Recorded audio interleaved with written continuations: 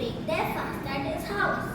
Mullah knew he was sweaty and covered in mud, but he would have gotten late had he gone to change his clothes before. Thus he decided to go to the feast as it is. Nasruddin was thrilled when he reached the gate of the house, as he was able to imagine all sorts of tasty delicacies. When he reached the party, he wasn't welcomed by the host of the house, dressed in muddy clothes. Mullah went unnoticed by most of the guests. He was not offered any food the way the others with expensive clothes and jewels were. This made Mullah uncomfortable and he was not able to enjoy the feast.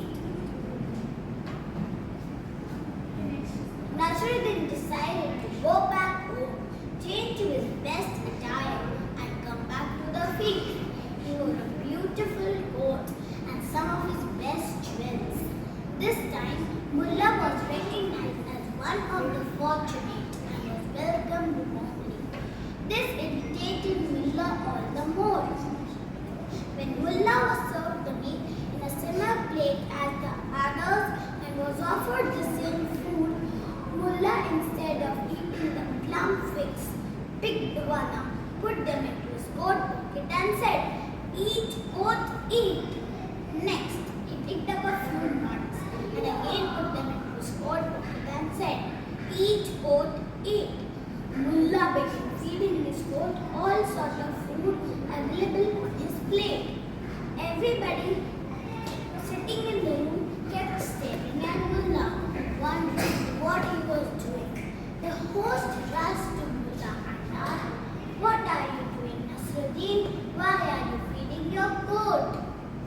Nasruddin looked at the host, smiled and replied, "Well, sir, when I first came here, I was ignored and ill-treated due to my clothes.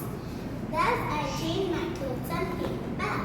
Suddenly, everyone started treating me as an equal. Therefore, I realized I was not the one who was invited for the feast. Rather, it was my clothing. So, I am feeding